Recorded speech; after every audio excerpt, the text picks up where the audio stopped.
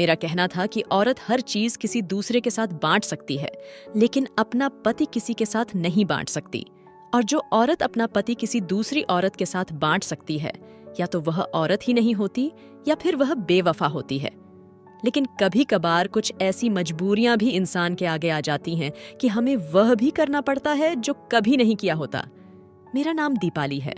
मैं और मेरा भाई अपने माँ बाप की 2 ही औलादें थीं। मैं कोटा के अमीर घराने में पैदा हुई। पापा सरकारी नौकरी करते थे। हम दोनों बहन भाइयों को हथेली का छाला बनाकर रखा गया था। भगवान के करम से घर में हर चीज मौजूद थी। पापा ने कभी किसी चीज की कमी महसूस नहीं होने दी। अच्छा खिलाया, पढ़ाया, पहनाया। मैं एमएससी की स्टूडेंट थी जब यूनिवर्सिटी में मुझे सुमित नाम के लड़के से मोहब्बत हो गई। वह बहुत खामोश तबीयत का मालिक था। मुझे उसकी खामोशी, उसका रवैया बहुत पसंद था। वह किसी से ज्यादा बातचीत नहीं करता था। न लड़कों में बैठता था न लड़कियों में। बस चेहरा झुकाए नीचे अपने काम से काम रखता, जैसे वहां उसके अलावा कोई और मौजूद ही ना हो। मैंने उससे दोस्ती करनी चाहिए, लेकिन उसने मुझे 2 बार दुत्कार दिया। अमीर बाप की बिगड़ी हुई औलाद थी। जिद कैसे न करती। 2 बार दुत्कारे जाने के बाद जब घर आई तो बुखार में तप रही थी। हफ्ता बुखार में रहने के बाद जब होश में आई तो पता चला पूरा घर मेरी फिक्र में बौखला गया है। मेरे पापा मेरे लिए बहुत परेशान थे। मम्मी भी बार बार मेरे सर पर हाथ फेरती आंसू बहने से रोक रही थी। मैं खामोश रहने लगी थी, लेकिन मेरे घर वालों को यह बात हजम नहीं हो रही थी। तभी मम्मी ने मुझसे इस खामोशी की वजह पूछी। मैंने भी बगैर झिझक के बता दिया कि मैं किसी से प्यार करती हूँ, लेकिन वह मुझसे प्यार नहीं करता। मम्मी पापा ने मुझसे हामी भर ली कि वह सुमित के घर रिश्ता लेकर जाएंगे। अमीरों में यह बात खराब भी नहीं समझी जाती थी। तभी इस बात का मसला भी नहीं था कि लड़की वाले लड़के के घर रिश्ता लेकर जाएंगे तो लोग बातें बनाएंगे। मैं बहुत खुश हो गई। अगले रोज जब मैं यूनिवर्सिटी गई तो पता चला कि सुमित यूनिवर्सिटी नहीं आया। मुझे पहले तो बहुत गुस्सा आया, लेकिन मैंने इस खुशी में सब कुछ भूल गई कि आखिर मुझे सुमित के पास ही जाना है। मम्मी पापा उसी रोज सुमित के घर चले गए। सुमित के घर का पता मैंने उसके कुछ दोस्तों से ले लिया था। शाम के वक्त जब वह वापस आए तो मैं इधर से उधर चक्कर लगा रही थी। मेरे मम्मी पापा मुझे देखकर एक दूसरे को देखने लगे। पापा तो कुछ भी कहे बगैर कमरे में चले गए, जबकि मम्मी मेरे पास आई और मुस्कुराकर मेरे सर पर प्यार दिया। मेरे दिल को कुछ तसल्ली हुई कि शायद पापा इमोशनल होकर गए हैं। लेकिन मम्मी की अगली बात ने तो जैसे मेरे जिस्म से रूह ही खींच ली। जब मम्मी ने मुझे बताया कि सुमित हमारे बराबर का नहीं है, वह एक ड्राइवर का बेटा है और उसके पापा के मालिक ने ही उसे पढ़ने के लिए इतनी अच्छी यूनिवर्सिटी में भेजा है, मैंने वह सारी रात जाग कर काटी थी। मुझे यकीन नहीं आ रहा था कि मैं कैसे ऐसे इंसान के साथ प्यार कर सकती हूँ, लेकिन प्यार तो सोच समझकर नहीं किया जाता। अगली सुबह मैं खामोशी से यूनिवर्सिटी चली गई। वहां जाकर देखा तो सुमित पहले से मौजूद था। मैंने जाते ही उसका गिरेबान पकड़ा और उसको सबके सामने बेइज्जत कर दिया, लेकिन क्लास में जाकर रोने लग गई। मुझ पर तो जैसे प्यार का भूत सवार था। उस दिन गुजरने की देर थी। मैं घर पहुंची और जाते ही शोर मचा दिया कि मुझे सुमित से ही शादी करनी है। मेरे मम्मी पापा ने मुझे बहुत समझाया, लेकिन समझ तो तब आती जब सर से प्यार का भूत उतरता। मम्मी पापा दोबारा से मेरी जिद करने पर सुमित के घर गए और 1 हफ्ते के अंदर अंदर मेरा रिश्ता तय हो गया। लोग गरीब जरूर थे, लेकिन शरीफ लोग थे। लेकिन सुमित से रिश्ते के बाद मेरी सजा शुरू हुई थी। मुझे सबने बहुत समझाने की कोशिश की। मेरी सहेलियों ने मुझे समझाया कि सिर्फ प्यार मोहब्बत ही सब कुछ नहीं होता। शादी के बाद इंसान को जब खाने के लिए 2 वक्त की रोटी नहीं मिलती ना, तो समझ आता है कि जिंदगी असल नाम किसका है। पापा ने मेरे दहेज के नाम पर दुनिया की हर चीज मुझे लाकर दी। बंगला गाड़ी दी ताकि उनकी बेटी आराम सुकून से आसान की जिंदगी गुजार सकें। वह कहते हैं ना, चीजें भी नसीब से इस्तेमाल होती हैं। मेरे नसीब से शायद मेरी खुशियां मैंने खुद ही खत्म कर दी थीं। अपने नसीब का गला मैंने खुद घोंटा था। 1 महीने के अंदर अंदर मेरा शादी तय हो गया।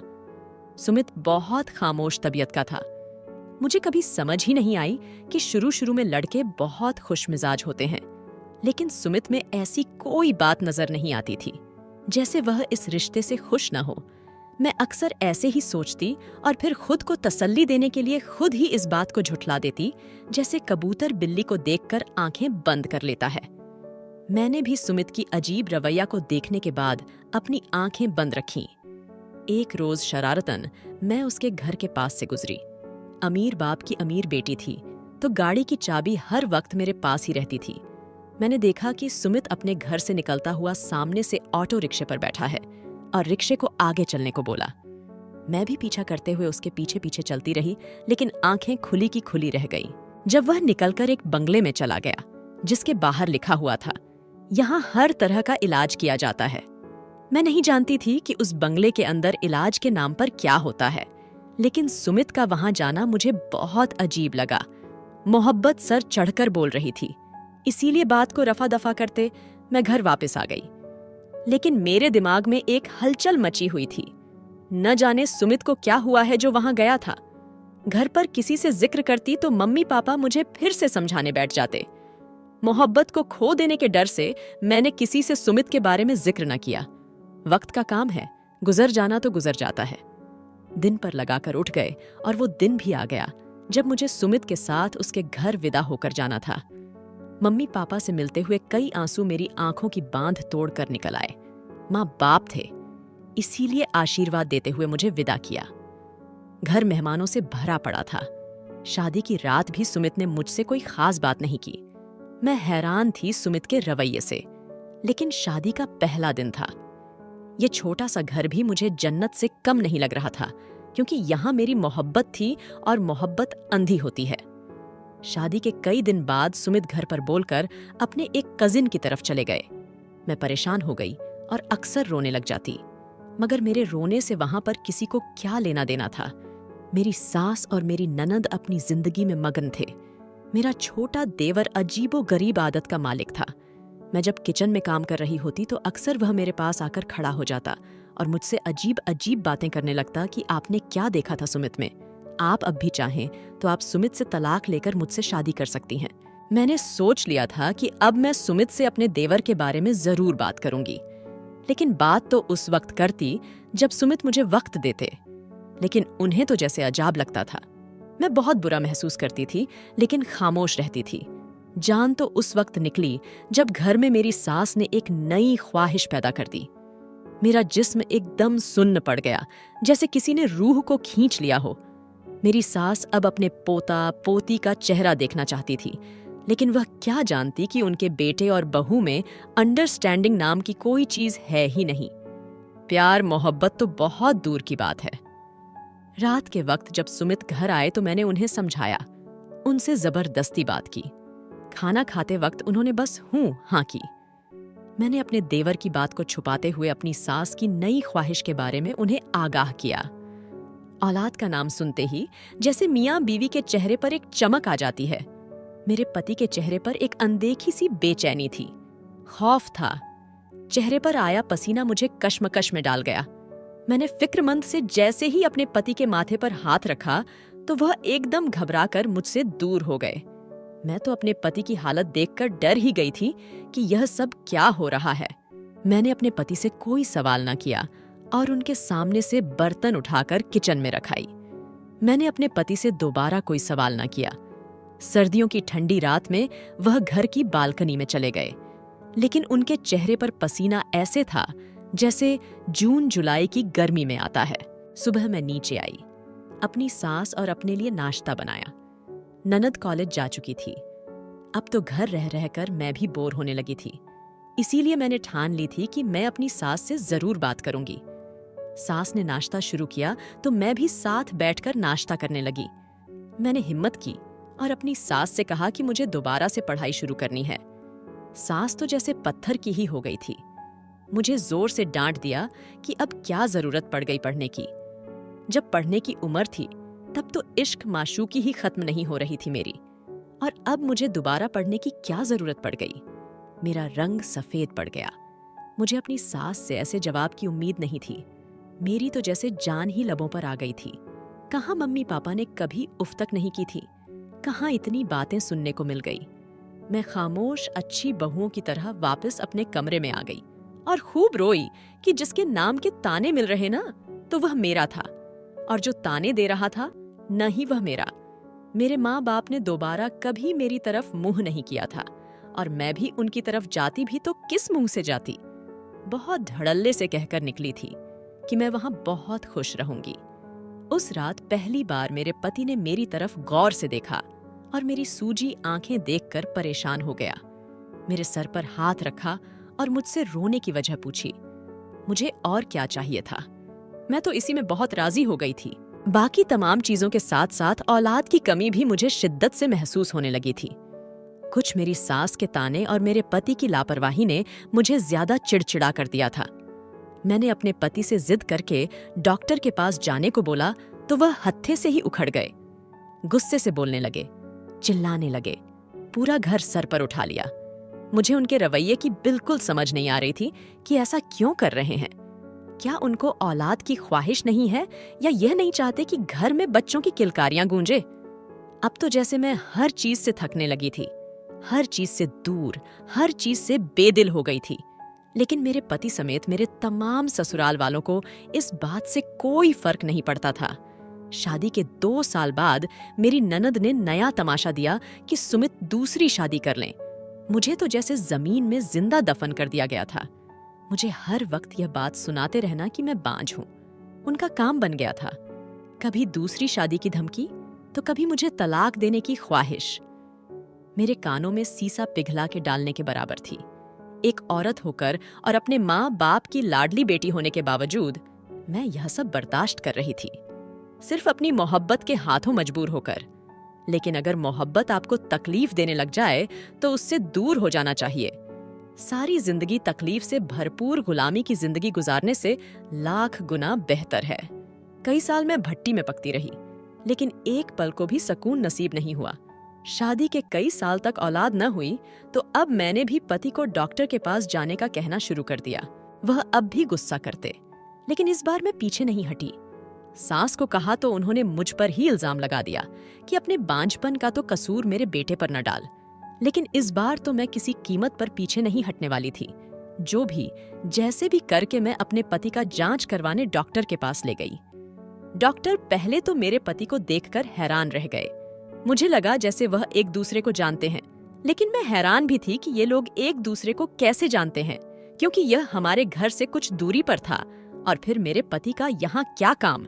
मैंने डॉक्टर से जांच करने को बोला तो तब मालूम हुआ कि मेरा पति कभी बाप नहीं बन सकता। मतलब वह एक नामर्द था। लेकिन मेरी आंखें हैरत से फटने को थीं जब पता चला कि डॉक्टर ने बहुत पहले यह बात मेरे पति को बता दी थी, और मेरे पति ने यह बात सबको बता रखी थी, सिवाय मेरे।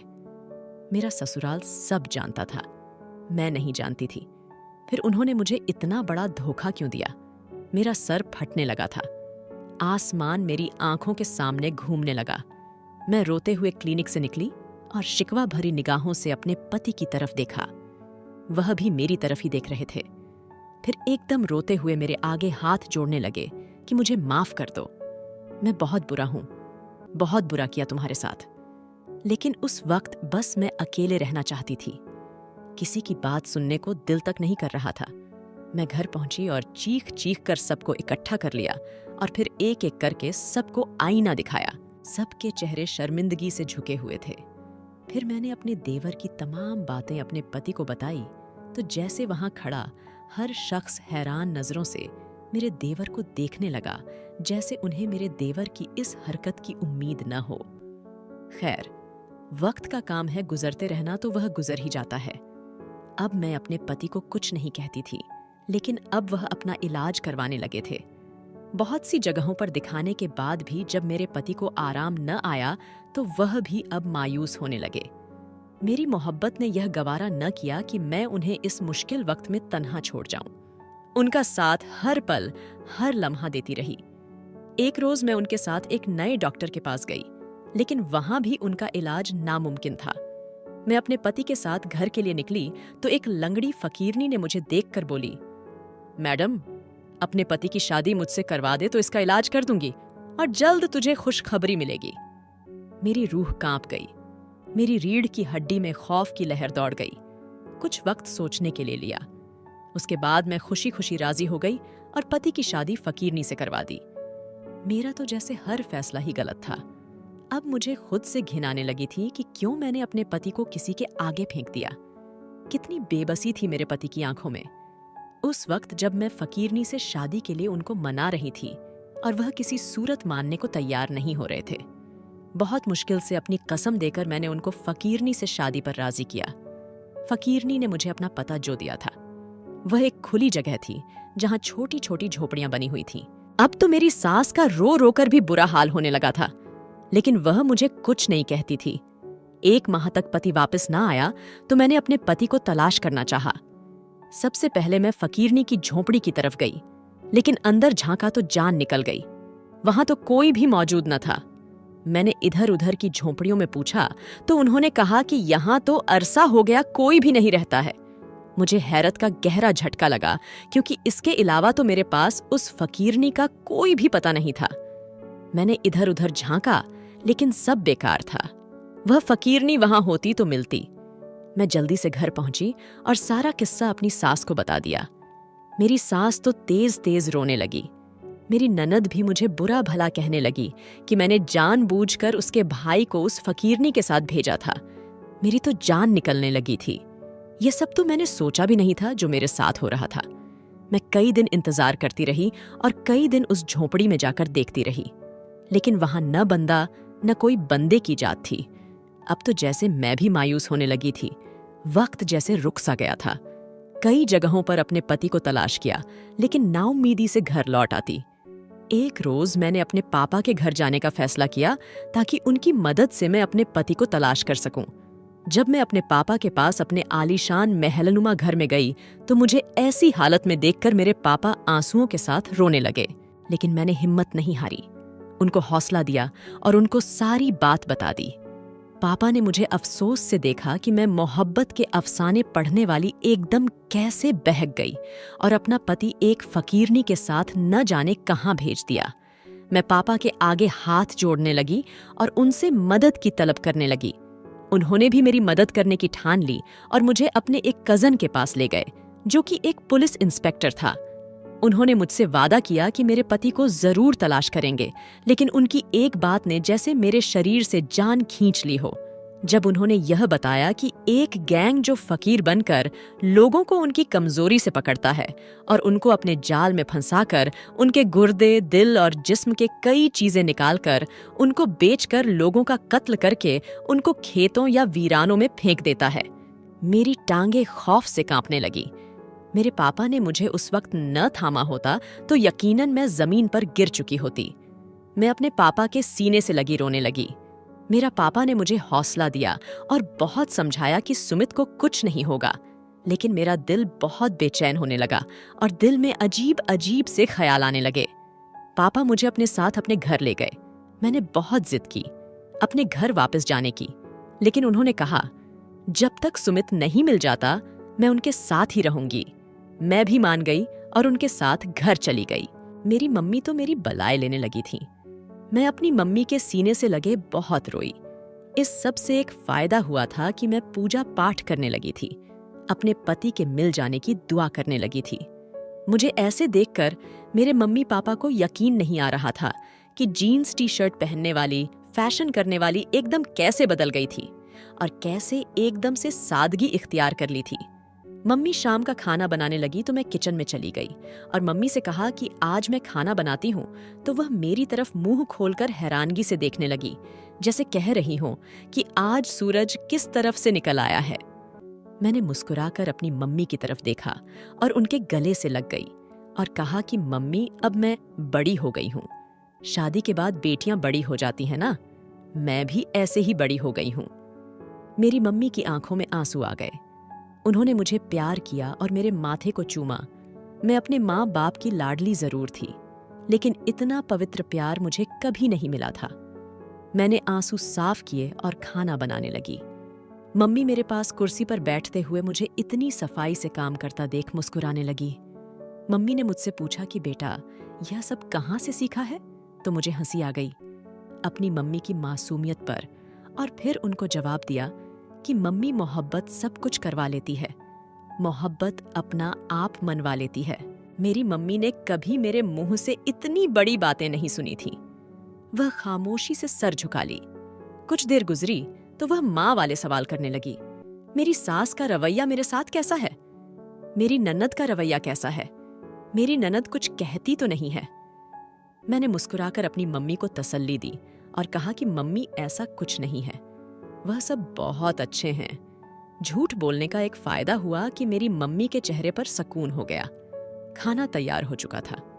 इतनी जल्दी खाना तैयार होता देख अब मेरी मम्मी को यकीन आ गया कि उनकी बेटी बड़ी हो गई थी, जिसका इजहार उन्होंने मेरा हाथ चूम कर किया और मुझे बोला कि जब सुमित मिल जाएगा तो उसका शुक्रिया अदा करूंगी कि उसने अपनी मोहब्बत में मेरी बेटी बड़ी कर दी। खाना लगाया तो पापा ने निवाला लेते ही खाने से हाथ उठा लिया। मुझे लगा कि खाना अच्छा नहीं बना, लेकिन पापा ने जब मम्मी को कहा कि बाहर से खाना क्यों मंगवाया है, बेटी आई थी घर खाना बनाती भला। ये बेशक बहुत मजे का है, लेकिन इसमें बाहर का जायका आ रहा है। पापा की बात सुनकर मैं कई साल बाद बहुत खिलखिलाकर हंसी। पापा मेरे चेहरे की तरफ देखने लगे और खुशी से उनकी आंखों में आंसू आ गए। मम्मी ने उनको बताया कि यह खाना मैंने नहीं बल्कि आपकी बेटी ने बनाया है, तो जैसे उनको इस बात का यकीन ही नहीं आ रहा था। इतनी बदलाव किसी को भी हजम नहीं हो रही थी, लेकिन यह हकीकत थी कि मैं सुमित की मोहब्बत में खुद को बदल चुकी थी। अभी हम खाना खाकर हटे ही थे कि पापा ने मुझे इनाम के तौर पर कई पैसे दिए। यह भी पापा की पुरानी आदत थी कि जब मैं कोई भी अच्छा काम करती तो मुझे इनाम के तौर पर बहुत पैसे देते थे। अचानक पापा के फोन की घंटी बजी। पापा ने फोन उठाया तो एकदम पापा का रंग पीला पड़ गया। पापा के रंगत को देखकर मेरी भी जान निकलने लगी। पापा ने फोन पर मौजूद शख्स से कुछ बातें करके, जिसकी पूरी बात समझ नहीं आ रही थी, फोन बंद कर दिया और मुझे अपने साथ चलने को बोला। मैंने पूरा रास्ता अपने पापा से पूछा कि क्या हुआ है, ऐसे कहाँ जा रहे हैं? तो पापा ने बस मुझे अपने साथ लगाया और बोला कि दुआ करो, जो सुनने में आ रहा है वह सब झूठ हो। गाड़ी एक सुनसान रास्ते पर जाकर रुकी। पापा मुझे लिए खेतों की तरफ चल पड़े। खेतों में जाकर देखा तो वहां पर पहले से बहुत से पुलिस भीड़ जमा हुए थे। मैंने पापा से पूछा कि क्या हुआ है यहाँ और आप मुझे यहाँ क्यों लेकर आए हैं? तो पापा ने मुझे एक सफेद कपड़ा लिपटे शरीर के पास लाकर खड़ा कर दिया, जिस पर सफेद कपड़ा दिया हुआ था, जो जगह जगह से खून में लथपथ था। पापा के इशारे पर एक पुलिस ने उस शरीर से जैसे ही कपड़ा हटाया तो ऐसे महसूस हुआ जैसे पूरा आसमान मेरे सर पर आ गिरा है। वह कोई और नहीं सुमित था, जिसको बहुत बेदर्दी से मारकर खेतों में फेंक दिया गया था। मैं मुंह पर हाथ रखे अपने पापा के सहारे खड़ी थी। पापा भी रो रहे थे। मुझे तो जैसे यकीन ही नहीं आ रहा था। मेरी तो सारी दुनिया ही उजड़ गई थी। शव को घर पर लाया गया तो सुमित के घर जैसे कयामत का समा था। हर तरफ चीखें गूंज रही थीं और इस सब की कसूरवार बस मैं थी। सुमित की मौत की जिम्मेदार मैं थी। मेरे लालच ने मुझे जमीन के अंदर दफन कर दिया था। सुमित की मौत ने जैसे सबको मुझसे दूर कर दिया था। मेरी सास ने मुझसे ताल्लुक ही खत्म कर ली थी।